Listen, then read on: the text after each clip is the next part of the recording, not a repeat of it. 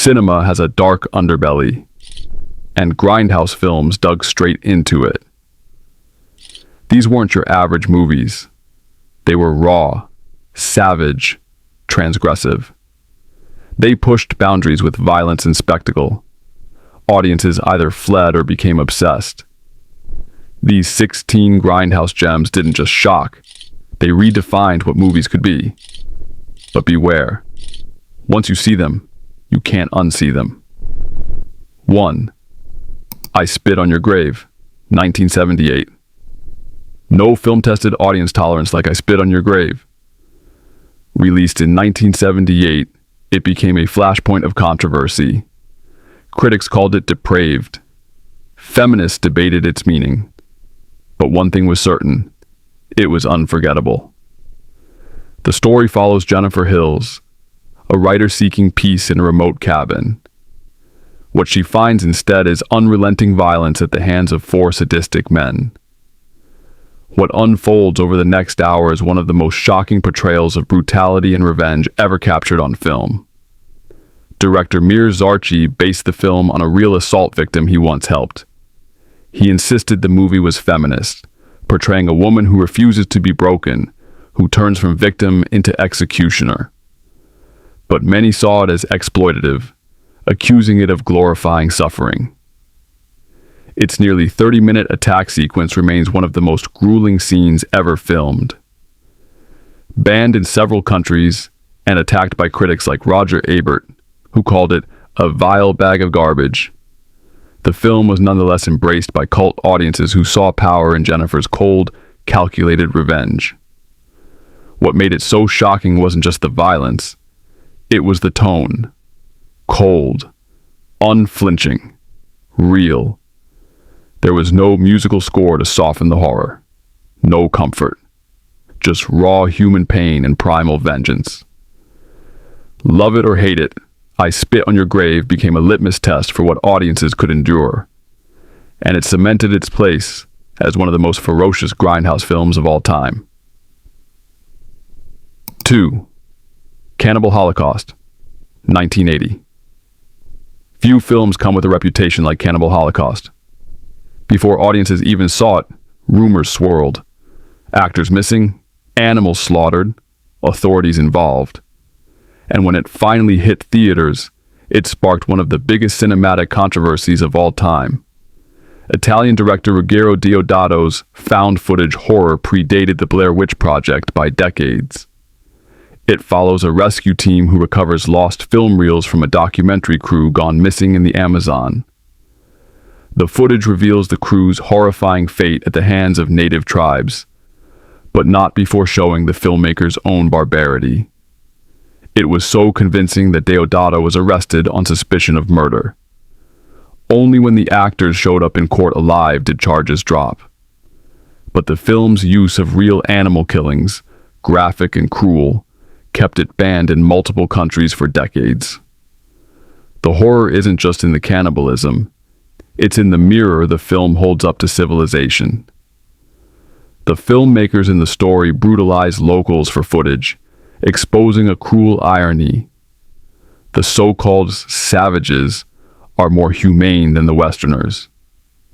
With its muddy, documentary look and stomach-turning realism, Cannibal Holocaust blurred fact and fiction until no one could tell which was which. It's still one of the most banned and dissected Grindhouse films ever made. To this day, watching it feels like doing something forbidden, and that was exactly the point. 3. The Texas Chainsaw Massacre, 1974. When the Texas Chainsaw Massacre arrived in 1974, few could predict how much damage it would do.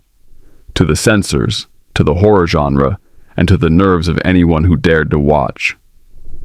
Made on a shoestring budget in the blistering Texas heat, Tobe Hooper's film told the story of a group of friends who stumble into a house of horrors and meet a chainsaw-wielding maniac named Leatherface.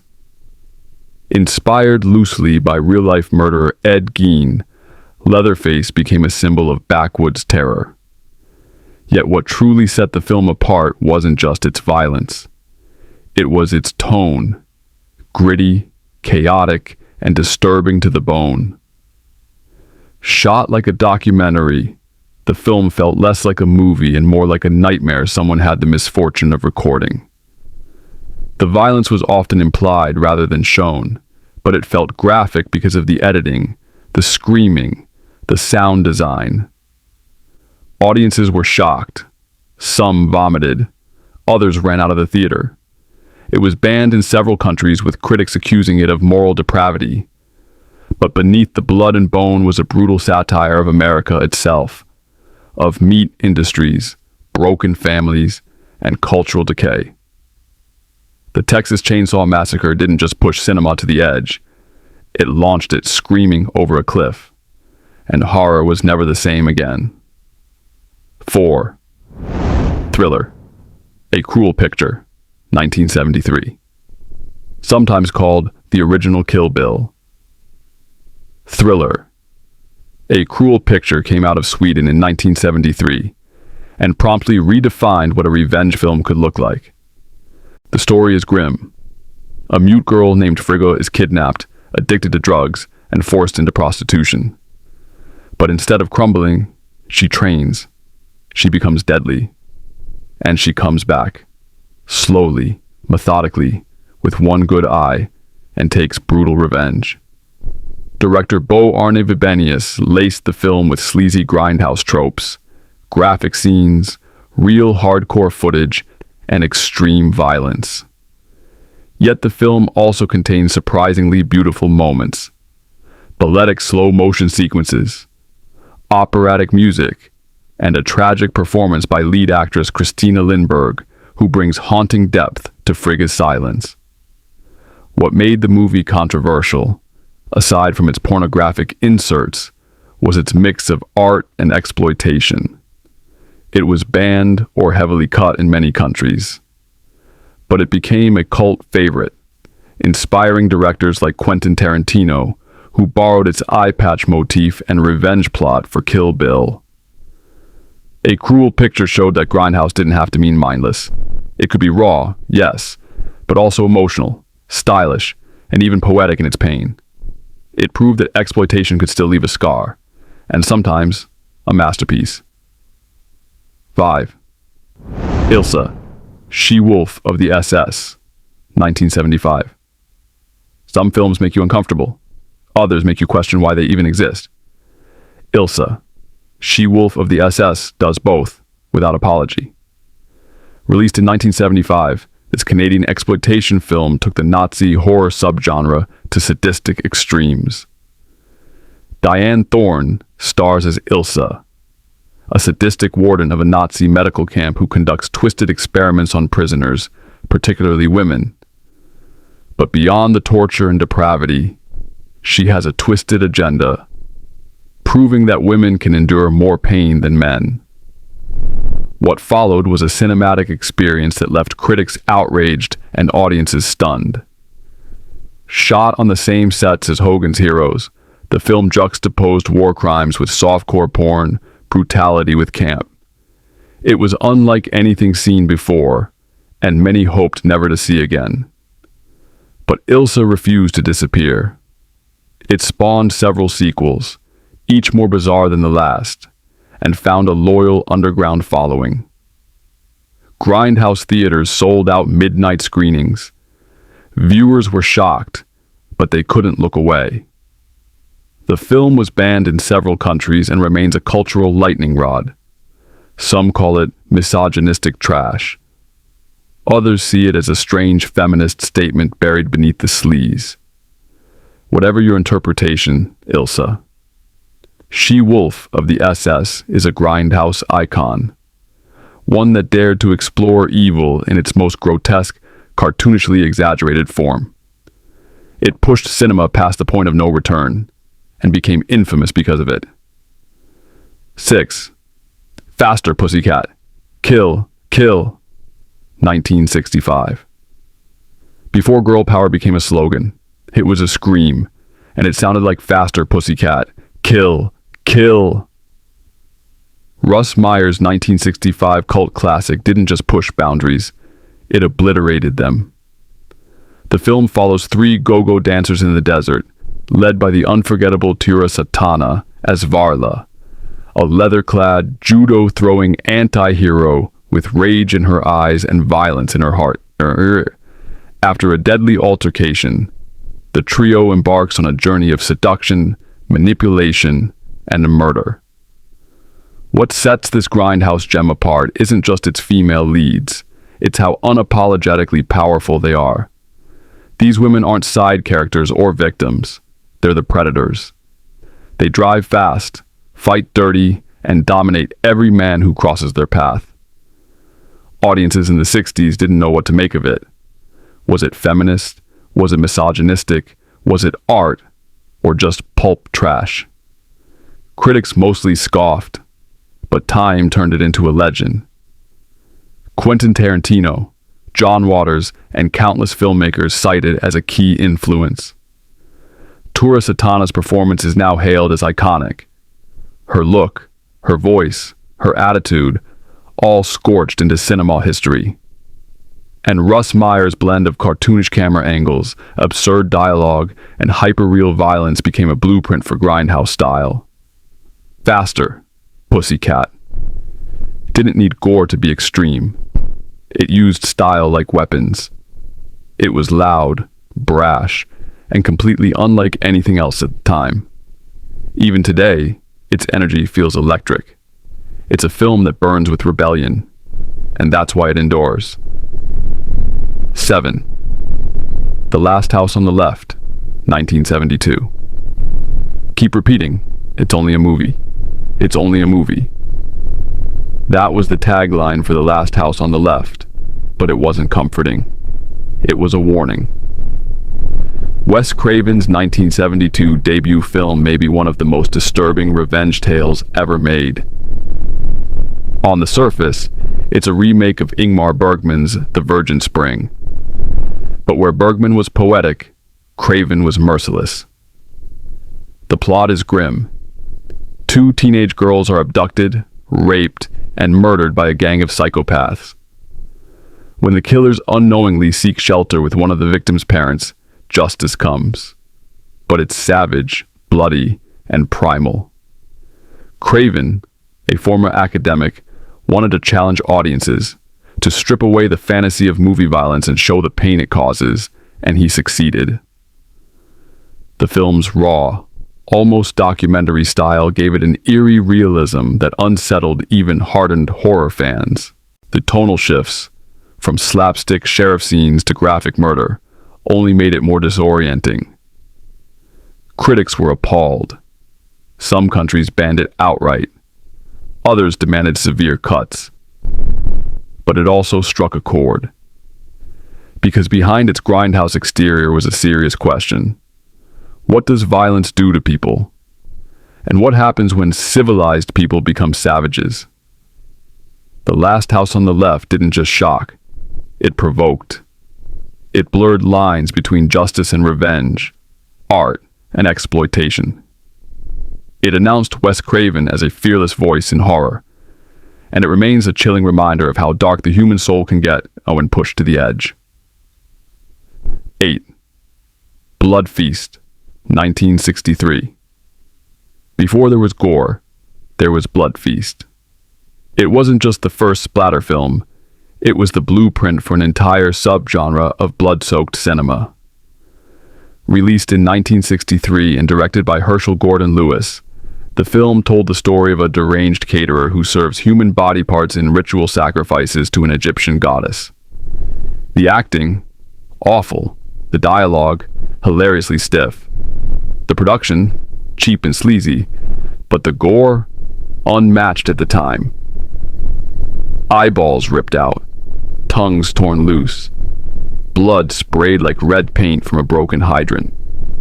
For audiences used to psycho-style subtlety, Blood Feast was a punch to the face.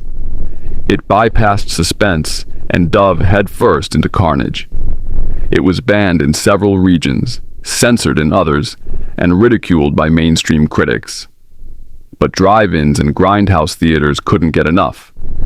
People screamed, laughed, and fainted. Lewis wasn't trying to make art. He was making money. And he knew one thing sold better than blood. What makes Blood Feast legendary is its shamelessness. It didn't pretend to be respectable. It reveled in its trashiness. And in doing so, it paved the way for every gorehound classic that came after, from Dawn of the Dead to Evil Dead. Herschel Gordon Lewis became known as the godfather of gore, and Blood Feast remains his most infamous child. It was amateurish, outrageous, and utterly unforgettable. It pushed the envelope not by sophistication, but by stabbing right through it. 9. Coffy, 1973. In 1973, a nurse named Coffy stepped out of the shadows, and she came packing a shotgun. Coffy wasn't just another revenge flick. It was an explosion of blaxploitation power, political fury, and feminine rage. And at its center stood Pam Grier, rewriting cinema history with every step. Grier plays Coffy, a nurse by day who transforms into a vigilante by night after her little sister is ruined by drugs. Armed with beauty and bullets, she tears through a chain of corrupt cops, pushers, and politicians. But this isn't just a body count. It's personal. Every punch Coffy lands is filled with grief, fire, and purpose. Director Jack Hill didn't hold back. The film is filled with nudity, violence, and street grit, but it's also laced with commentary about race, class, and systemic corruption. And through it all, Grier dominates the screen, not as a damsel or sidekick, but as a fierce, fully realized heroine. Audiences were electrified. Coffy was sexy, yes, but she was also smart, righteous, and ruthless. She didn't just survive, she fought back. And she inspired a generation of women who rarely saw themselves as anything but victims on screen. Critics didn't always know how to categorize the film. Too raw to be mainstream. Too stylish to be dismissed. But it struck a chord in Grindhouse theaters across America. And Pam Grier became a legend. The first black female action star to dominate the screen on her own terms. Coffy wasn't subtle, but it didn't need to be. It was bold, brash, and unforgettable. Exactly the kind of Grindhouse gem that hit hard and left a bruise. 10. Switchblade Sisters, 1975. Girl gangs, betrayal, and bullets. Switchblade Sisters delivered it all with punk energy and comic book violence. Released in 1975, this Grindhouse cult favorite is often overlooked. But once you've seen it, you never forget it. The story centers on Lace, the leader of a teenage girl gang known as the Dagger Debs. But when her friend Maggie joins the group, power shifts and loyalties crumble. Backstabbing, school shootouts, prison escapes, and even an all-female militia takeover follow. It's Shakespeare in a switchblade, delivered with low-budget flair and high-octane chaos. Director Jack Hill, the mind behind Coffy and Foxy Brown, aimed this one squarely at exploitation fans. But beneath the sensational surface lies a surprisingly sharp satire of gender, power, and class. The girls aren't just street tough. They're navigating a world stacked against them, using whatever tools they have.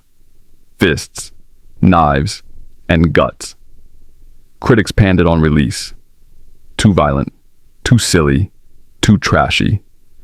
But in the 90s, Quentin Tarantino championed the film, calling it a masterpiece of its kind. That revived interest, and a new generation of fans discovered its wild, rebellious heart. The dialogue is outrageous. The acting sometimes amateurish, but that's part of its charm. Switchblade Sisters feels like an anarchist's notebook turned into a screenplay. It's a time capsule of Grindhouse madness where every betrayal stings, every fight hurts, and every girl's got a blade in her boot. For all its chaos, Switchblade Sisters is about survival, and how teenage girls, ignored and underestimated, can rise into ferocious forces when the world pushes them too far. 11. Sibn. 45, 1981. She was mute. She was alone. And then she snapped. Ms. 45 is one of the most haunting, emotionally charged Grindhouse films ever made. It's not just revenge, it's psychological unraveling with a trigger finger. Directed by Abel Ferrara, this 1981 cult classic follows Thana, a shy, mute seamstress living in New York City. After suffering not one, but two brutal assaults in a single day, something in her breaks. She can't scream, she can't speak, but she can shoot. Dressed in black and armed with a .45 caliber pistol, Thana begins to prowl the city, killing abusive men, catcallers, and predators. At first, it feels like justice. But as her trauma deepens, her grip on reality begins to fray. She spirals from avenger to vigilante to something darker. Zoe Lund's performance as Thana is stunning. She never says a word, but her eyes tell the whole story. Pain, fury, confusion, and cold vengeance.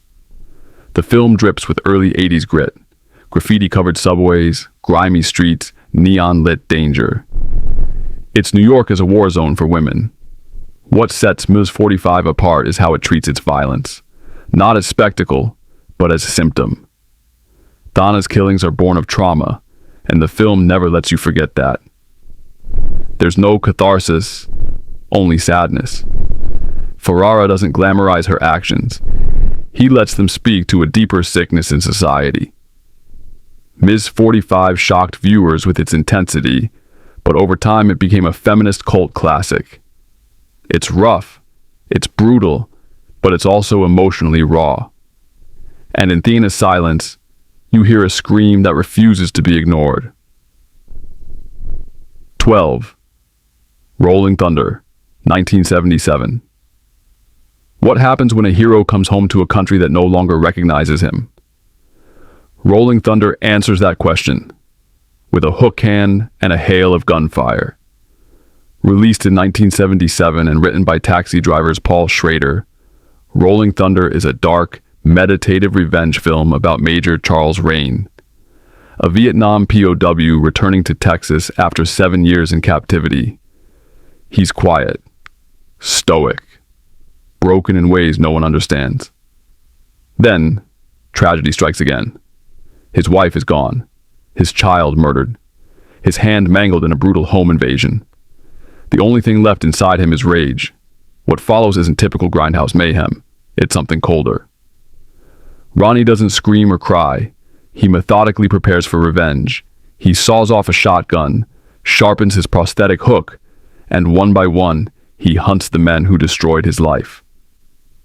William Devane plays Ronnie with chilling restraint. Every action is calculated. Every line is delivered with the dead-eyed calm of a man who's already lost everything. Tommy Lee Jones, in one of his earliest roles, plays his war buddy, equally damaged and equally dangerous. The violence in Rolling Thunder isn't wild or chaotic. It's precise, intimate, and explosive when it lands. This is a film about trauma turned inward until it explodes outward. It's about how war never ends for some people, even when they're home. Though not as exploitative as others on this list, Rolling Thunder earned its Grindhouse stripes through its uncompromising tone and grim worldview. It's quiet, then it detonates, and it leaves you with a feeling of emptiness you won't soon shake.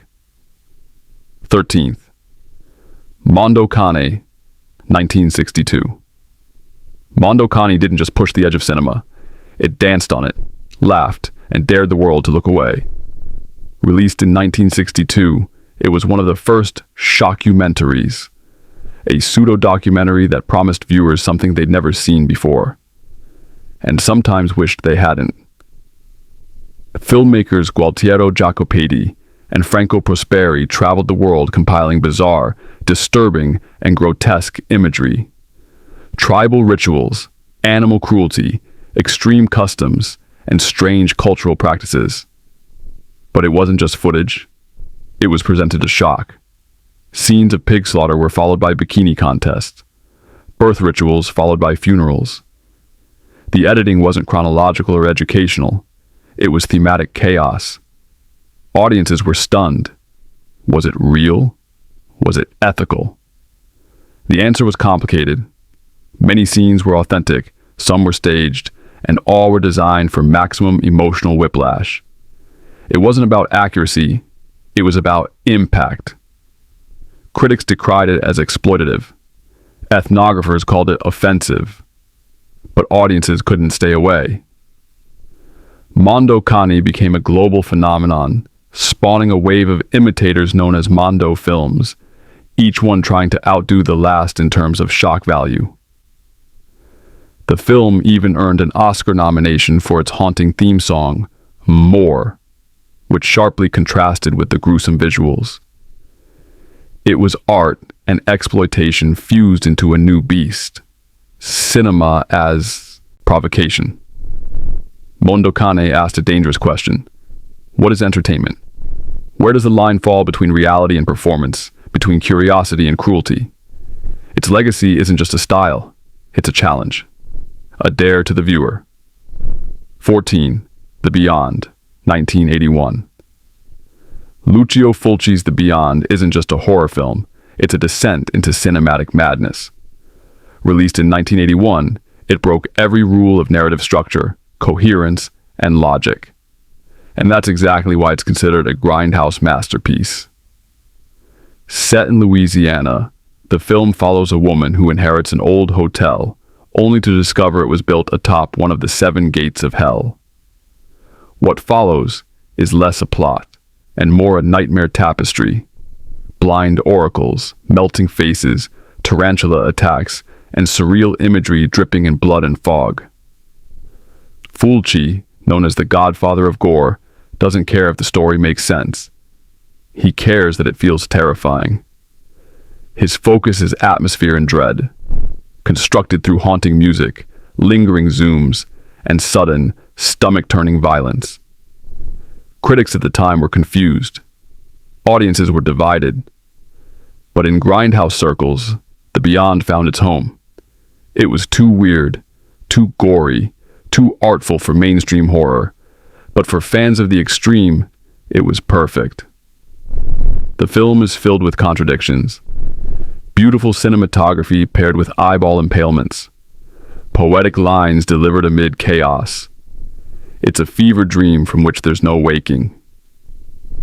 Today, The Beyond is considered part of Fulci's Gates of Hell trilogy, and is widely celebrated in horror festivals and midnight screenings.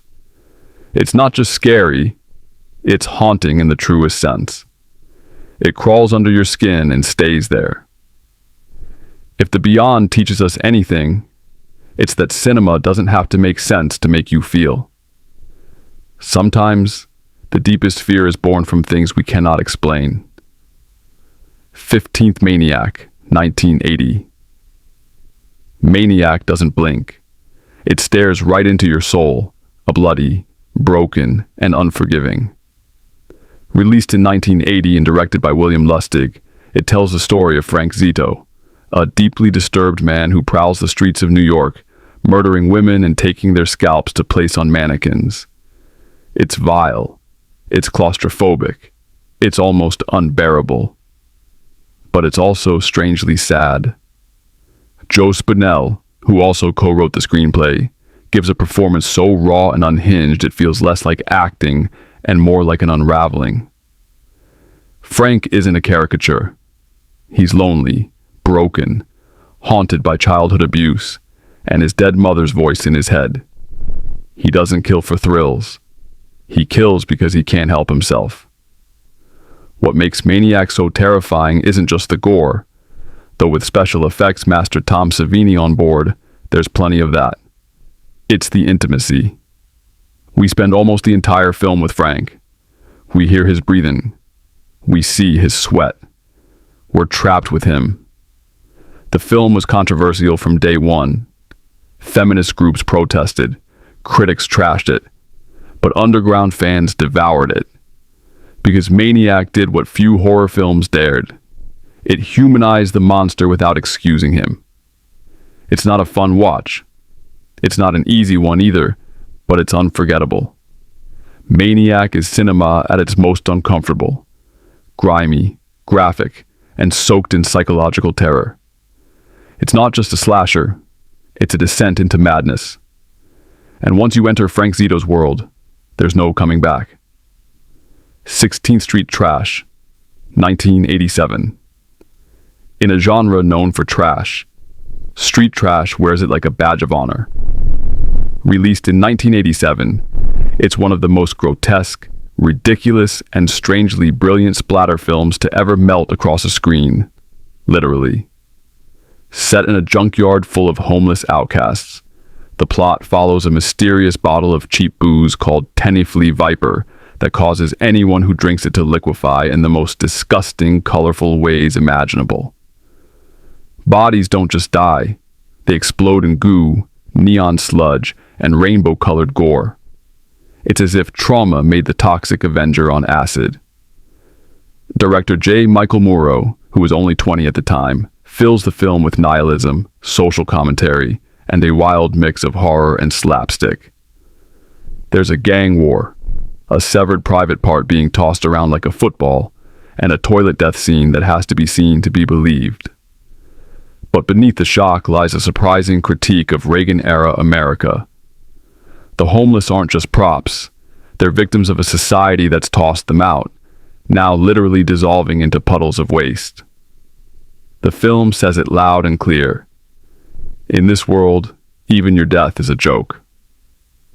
Street Trash wasn't a mainstream hit, but it became a VHS legend.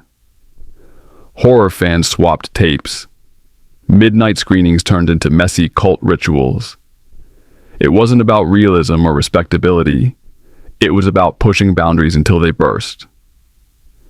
With its absurd gore, sleazy humor, and outsider spirit, Street Trash earned its place in Grindhouse history, not by standing above the trash, but by sinking gloriously into it.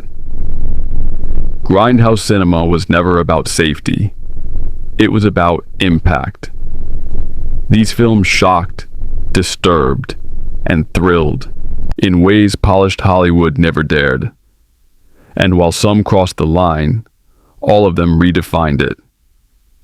If you made it through this list, you've stared into the abyss and found it strangely fascinating.